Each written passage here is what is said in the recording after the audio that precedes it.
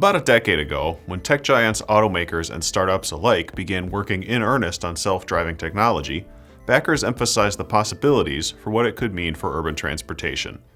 Fleets of autonomous taxis cleanly and efficiently shuttling riders around, alleviating or outright halting traffic congestion, car wrecks, or pedestrian collisions. But in the first major city to host a self-driving taxi service, local officials want state regulators to tap the brakes until those companies prove they can make it happen without clogging city streets. NBC News reports that San Francisco leaders sent a letter to California's Utility Commission, asking to slow down or halt the growth of autonomous taxi services run by GM's Cruise and Google's Waymo.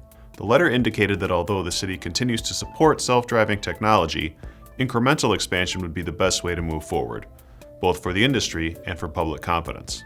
The letter, however, also pointed to a series of problems with Cruise vehicles in the city, ranging from troubling to ridiculous. Last fall, for example, 5 Cruise vehicles stopped suddenly and blocked traffic in the city's Mission District. Local firefighters apparently had to smash the window of another car in order to prevent it from running over a hose.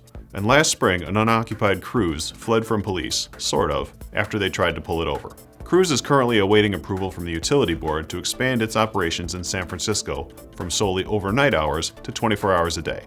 San Francisco indicated that it wants more data and limits on where the cars could go before officials take that step.